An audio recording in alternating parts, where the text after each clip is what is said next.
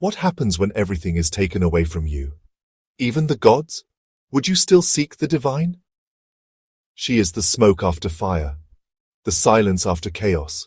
Dhumavati is the only Mahavidya who stands alone, old, widowed, uninviting. No ornaments, no youth, no Shiva beside her. And yet, she is complete. Welcome to the story of Dhumavati, the widow goddess, the smoky one, a face of reality that most of us try to avoid. Who is Dhumavati? She is the goddess who stands alone, veiled in sorrow, yet blazing with a strange kind of wisdom. The name Dhumavati comes from Dhuma, meaning smoke, and Vati, meaning possessing. Together she is she who is made of smoke. She is the seventh Mahavidya, the goddess of loss, disappointment, and transcendent truth. She appears old, toothless, and veiled, riding either a crow or a chariot with no horses. Her image is stark, yet behind this frightening form lies a powerful force, freedom from illusion. She represents the moment when all masks fall off, when we're forced to face what's real. What kind of energy gives birth to a goddess who embodies sorrow, silence, and stillness? Is she born? Or does she arrive when everything else falls away? From Sati's self-immolation. According to legend, when Sati immolated herself at her father Daksha's yajna, her body was consumed in flames. From the resulting smoke, Dhumavati emerged. Here she symbolizes the aftermath of spiritual or emotional annihilation, a form that transcends both beauty and tragedy. From Parvati's hunger and Shiva's consumption. Another tale tells of goddess Parvati, who, overcome by intense hunger, swallowed her consort Shiva. As a consequence of this act, she was cursed to take on the form of a widow. Regretting her act, she later regurgitated Shiva, but the curse of widowhood remained, and that form became known as Dhumavati. Her origin is not a myth of glory. It is a lesson in what remains after ego, desire, and illusions have burnt away. What truth hides behind the wrinkles, the smoke, and the silence? When most deities dazzle with radiance, Dhumavati confronts with the absence of it. Dhumavati's imagery is stark, unsettling, and richly symbolic. She is portrayed as an old, toothless, and haggard widow, far removed from conventional beauty. Her clothing is often dirty or torn, and she wears white or smoke-colored garments, symbolizing widowhood, detachment, and disconnection from worldly life. She sits on a crow, an omen of death, or rides a chariot without horses, a haunting emblem of stillness and inertia. Her eyes are sunken, her breasts sagging, her presence gaunt and ghost-like. In her hands she holds a winnowing basket, separating truth from illusion, essence from ego. The absence of her consort Shiva makes her the only Mahavidya depicted as a widow. But this is no mere social statement. It is symbolic of transcending duality itself. In Dhumavati, the self exists without the other. She is alone not in despair, but in completion. She embodies the dark night of the soul when seekers feel abandoned, emptied out, only to discover in that silence the essence of liberation. Among the 10 fierce Mahavidyas, only Dhumavati is a widow. Her consort Shiva is absent, not in anger but in transcendence. She rides alone because she embodies the void, a force beyond duality. Where Shiva is being, Dhumavati is non-being, the space after dissolution, the silence after sound. Each Mahavidya teaches in her own way.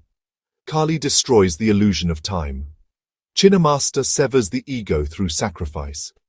Bagalamukhi halts the outer world. But Dhumavati, she dissolves all inner clinging. She is the final challenge, the one who asks, can you face emptiness without fear? Can you exist without identity? She isn't a step on the path. She is the threshold, the gate where the seeker must walk alone, stripped of all gods, even Shiva.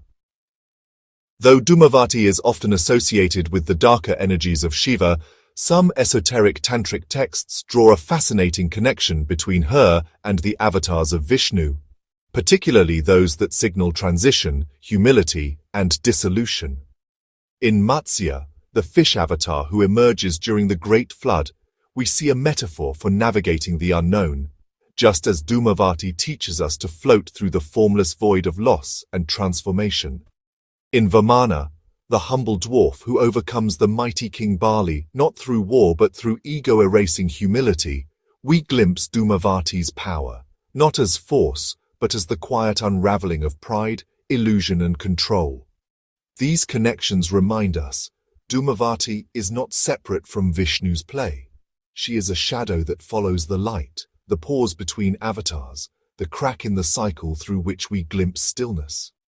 She may appear as the absence of form, but she holds the power to reveal the eternal beyond all forms. Though Dhumavati is often associated with the darker energies of Shiva, some esoteric tantric texts draw a fascinating connection between her and the avatars of Vishnu, particularly those that signal transition, humility, and dissolution. In Matsya, the fish avatar who emerges during the Great Flood, we see a metaphor for navigating the unknown, just as Dhumavati teaches us to float through the formless void of loss and transformation.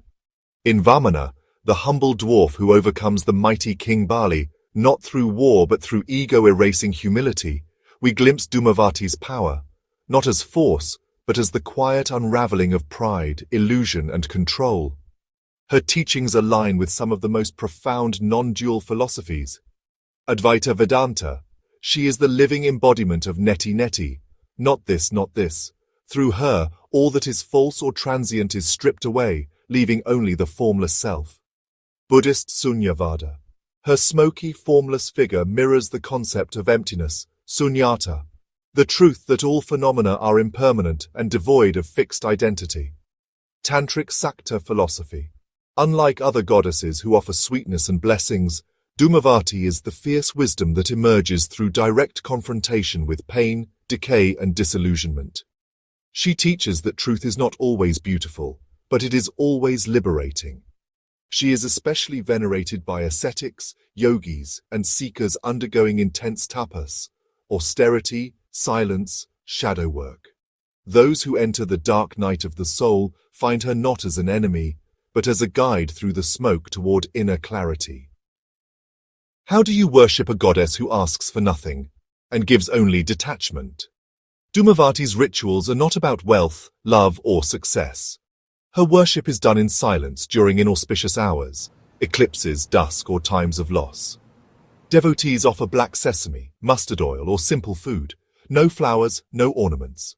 Often done alone, her sadhana strips away the ego, not feeds it. Where do you seek the goddess who is heard not in chants but in silence? Temples to Dhumavati are rare, as she is considered an aprachalit, non-mainstream goddess. However, there are some notable shrines. Dhumavati Temple, Varanasi, Uttar Pradesh. Located near the famous Kashi Vishwanath Temple, this shrine is one of the very few public temples dedicated to her. The idol here is covered in black cloth and worshipped only by select devotees. Tara Peeth, Birbhum, West Bengal. Though primarily dedicated to Tara, many tantric practitioners also worship Dhumavati here. Cremation grounds, shmashanas. In tantric traditions, she is invoked in liminal spaces like burning ghats, symbolizing death as gateway to transcendence. In a world chasing joy and validation, Dhumavati reminds us, not all healing feels good. She emerges when we face grief, depression, ego death, and choose to sit with it. She tells us, the emptiness you fear is the beginning of awakening. In therapy rooms, in mindfulness, in letting go, her energy lives on. What if the silence you fear is where your soul finally speaks? What if the darkness you run from is the doorway to your deepest truth? Dhumavati does not promise comfort, beauty, or even hope. She offers something far more sacred, clarity through emptiness. To walk with her is to strip away illusions, to sit in the ashes, and to rise, not with answers, but with awareness. She doesn't come with promises, only presence. She doesn't reward, she reveals. Because truth wears no ornaments. Dhumavati is the goddess who stays when all others leave. Truth isn't pretty, but it's powerful. Subscribe for more unfiltered wisdom from the Mahavidyas. Comment below, is silence your fear or your freedom?